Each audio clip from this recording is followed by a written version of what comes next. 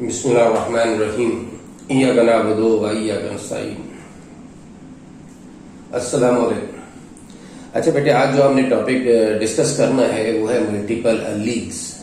ये multiple alleles क्या होते हैं और इनकी एक्सप्लेनेशन। अच्छा, हमने लास्ट टॉपिक में पीछे हमने स्टार्ट में पढ़ा था जीन क्या होता है। जीन हमने कहा था कि डीएनए का वो एक पार्ट है जो एक खास कैरेक्टर को कंट्रोल करता है, ठीक है, उसे हम जीन बोलते हैं। तो as a result of mutations different form of a gene can be produced. अगर इस जीन में कोई चेंजेस आ जाए, इनके डीएनए में चेंज आ जाए, तो डिफरेंट फॉर्म, अल्टरनेटिव फॉर्म जो है इस जीन की बन सकती है। अगर ये अल्टर्ड फॉर्म जो है इस जीन की 2 से ज्यादा हो, if these altered form of a gene are more than 2, तो इन अल्टर्ड फॉर्म जो है जीन की उसे हम मल्टीपल अलील बोलते हैं। तो मल्टीपल अलील क्या हुआ? इसका मतलब है कि अलील तो एक ही कैरेक्टर को कंट्रोल करते हैं। अगर ये अलील की तादाद 2 से ज्यादा है जो as a result of mutation पैदा हुई है, तो these altered form of a gene, और ये अलील जो हैं जिनकी तादाद अब 2 से ज्यादा है, नॉर्मली 2 होती है, ठीक है। हर जीन के कम से कम 2 फॉर्म्स होती हैं, जो एक फादर से आती है और एक मदर से आता है, जिसको मेंडल्स ने फैक्टर्स का नाम भी दिया था, ठीक है।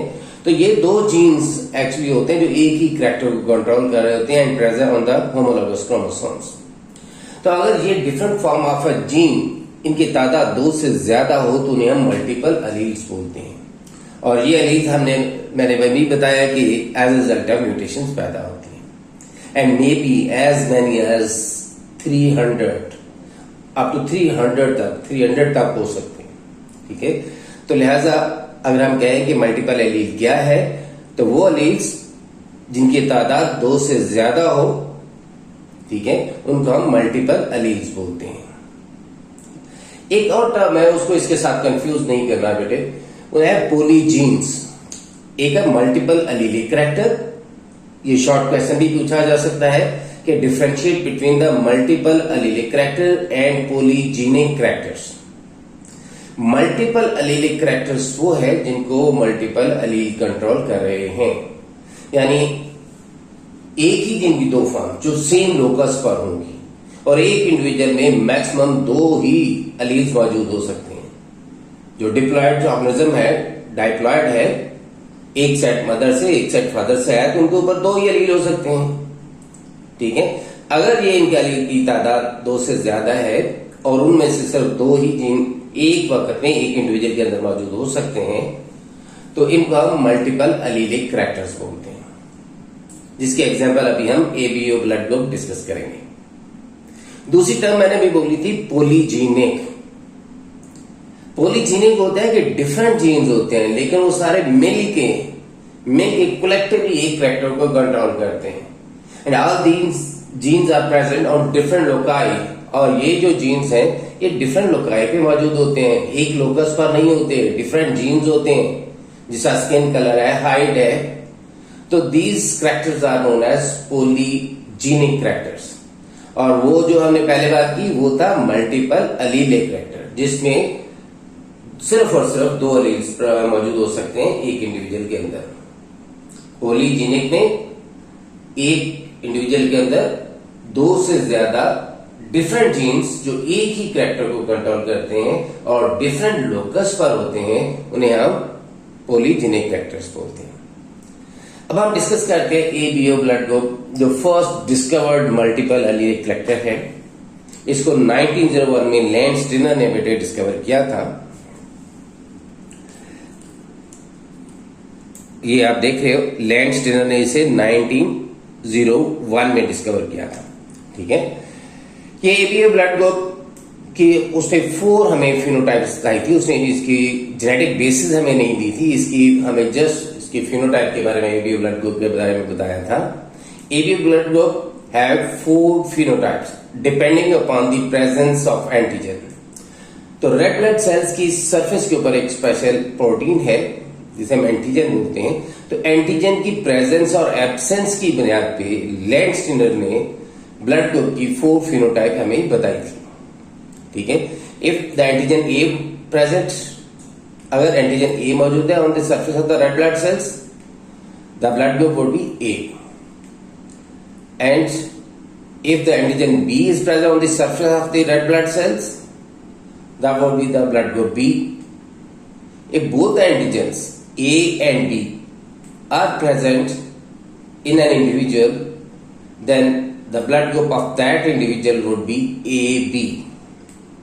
इसे फिर सुनेगा उसे, हमने कहा कि अगर एंटीजन A जो है रेड ब्लड सेल की सरफेस पे मौजूद है तो उस बंदे का ब्लड ग्रुप A होगा। अगर antigen B red blood cell की सरफेस में मौजूद है तो उसका ब्लड ग्रुप बी होगा। अगर उस आदमी में दोनों एंटीजन मौजूद हैं ए और B on the surface of the red blood cells, the blood group of that individual would be A B.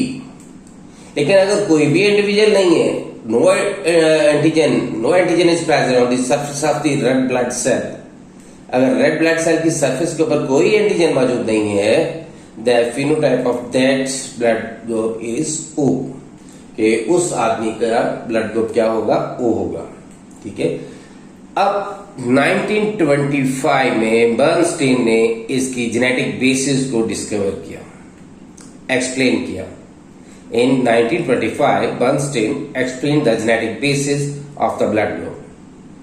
He explained that ABO blood group controlled by single polymorphic gene I, कि एक gene I है जो कि chromosome number 9 पे मौजूद है और उसकी डिफरेंट फॉर्म्स मौजूद है, डिफरेंट एलील्स है, 3 एलील्स हैं उसमें। As a result of mutation इस जीन आई के 3 डिफरेंट फॉर्म्स बनी थी। ठीक है। अगर इसमें म्यूटेशन आए तो पहले आई ए, फिर म्यूटेशन से हमने दूसरा जो है इसका एलील बना आई बी, और थर्ड एलील है आई। तो ये आई ए और बी जो है both are dominant over allele I, but none of these dominant over each other. A और बी एक दूसरे के ऊपर डोमिनेंट नहीं है, बल्कि दोनों जो है ये आई के ऊपर डोमिनेंट है। तो एलील आई रिसेसिव है और ए और B both are dominant over I, दोनों ही आई के ऊपर डोमिनेंट है। ठीक है। अगर हम इनको एक्सप्लेन करें इनके जीनोटाइप के लिहाज से, तो अगर एक इंडिविजुअल के अंदर 2 एलील में तीनों में से 2 एलील हो सकते हैं मैक्सिमम। अगर होमोजाइगस ए है, यानी ये एलील ए जो है फादर से अगर आया है तो दूसरा अगर मदर से आया है, तो उस इंडिविजुअल के अंदर ये 2 जो एलील जो है ए आ गए, जिसे हम कहते हैं होमोजाइगस ए। तो वो दोनों ही एंटीजन प्रोड्यूस कर रहे हैं। अगर ये एलील ए है तो ये भी एंटीजन ए बनाएगा, दूसरा भी तो एंटीजन ए ही पैदा करेगा। तो उस बंदे के अंदर एंटीजन क्या होगा? ए, और उसके ब्लड ग्रुप क्या होगा, यानी उसकी फिनोटाइप क्या होगी? ए। अगर वो हेटेरोजाइगस ए है, यानी अगर एक पेरेंट से ए आया है और दूसरे पेरेंट से आई आया है, तो फिर भी उसके ब्लड ग्रुप में एंटीजन ए पैदा होगा, क्योंकि अगर आई नहीं भी एंटीजन प्रोड्यूस करता तो ए तो प्रोड्यूस कर रहा है, तो एंटीजन ए जो है ये इस बंदे के ब्लड ग्रुप में मौजूद होगा, ब्लड के अंदर होगा, तो उसकी फिनोटाइप भी फिर ए ही होगी। इसका मतलब है कि allele A is responsible for the production of antigen A and allele I doesn't produce any antigen. Allele I जो है मैंने कहा कोई एंटीजन पैदा नहीं करता। तो इसका मतलब इस कंडीशन में भी अगर ये आई पैदा नहीं कर रहा तो ए तो है जो एलील ए तो एंटीजन ए पैदा कर रहा है ना, इस वजह से इसका ब्लड ग्रुप भी ए होगा। ठीक है। अगर उसकी जीनोटाइप जो होमोजाइगस बी है, यानी दोनों पेरेंट से एलील बी ही आया है, तो allele B will produce the antigen B. तो एलील बी जो है ये एंटीजन बी पैदा करता है, जिसकी वजह से उस इंडिविजुअल का ब्लड ग्रुप क्या होगा? बी। उसकी फिनोटाइप क्या होगी? बी। अगर हेटेरोजाइगस बी है, बी आई है, यानी one of the parent contribute B while the second parent will contribute I, the antigen would be B, okay, and the phenotype of blood group of that individual would be B, okay. अब third form आ जाती है कि अगर एक individual है जिसमें दोनों ही antigen मौजूद है, ए और बी, इसका मतलब है उसमें एलील ए भी है और एलील बी भी है। One of the parent contributing the allele A while the second parent contributing the allele B, and both are producing antigen A and B. allele A will produce the A, allele B would produce the antigen B, and the individual would have both the antigen A and B. The phenotype of that individual would be AB, और उस individual की blood group क्या होगा, AB, उसका phenotype क्या होगा, AB। लेकिन अगर एक ऐसा जीनोटाइप है कि कोई भी पेरेंट जो है ना अलील ए प्रोड्यूस कर अलील ए कंट्रीब्यूट कर रहा है, ना ही अलील बी कंट्रीब्यूट कर रहा है, दोनों ही आई कंट्रीब्यूट कर रहे हैं। अगर ये आई है तो none of the allele will produce antigen, तो इनमें से कोई अलील भी एंटीजन प्रोड्यूस नहीं करेगा, and the individual will not have any antigen, उसमें कोई एंटीजन नहीं होगा। The phenotype of that blood group would be O, उसकी फिनोटाइप क्या होगी, ओ। इसका मतलब है total phenotype blood group ABO blood group में 6 जीनोटाइप्स होती हैं। जीनोटाइप देख लें, 2 ये हो गई ए की और 2 ही ब्लड ग्रुप बी की। ब्लड ग्रुप ए बी की भी सिंगल जीनोटाइप होगी और ब्लड ग्रुप ओ की भी सिंगल जीनोटाइप होगी। इसका टोटल जीनोटाइप जो है 6 है। अगर एमसीक्यू आ जाता है कि एबीओ ब्लड ग्रुप में टोटल पॉसिबल जीनोटाइप्स कितनी है, तो 6 है। पॉसिबल फिनोटाइप्स कितनी है, 4 है। How many types of genes would be present in ABO blood group? 2, ठीक है। एंटीजन ए है और एंटीजन बी है।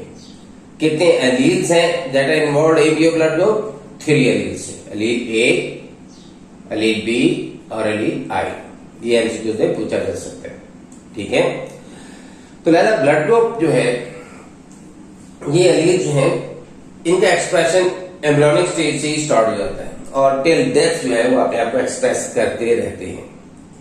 तो blood group allele start their expression eight their early embryonic stage and keep on expressing till death. इसका मतलब है कि थ्रू आउट द लाइफ वो अपने आप को एक्सप्रेस करते रहते हैं और ये एलील तो जीनोटाइप तो कभी चेंज नहीं होगी, तो उनका ब्लड ग्रुप, इसका मतलब है through out the life will never be change.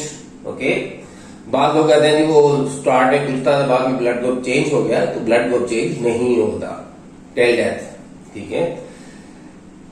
अब जो भी एंटीजन है उसका एंटी ए और एंटी बी एंटीबॉडीज अपीयर होगी with in the first few month after birth. ये भी नेचुरली पैदा हो जाती है। इसका मतलब ये नहीं है कि एंटीजन के जो है एंटीजन के एक्सप्रेशन के ऊपर एंटीबॉडीज बनेंगी।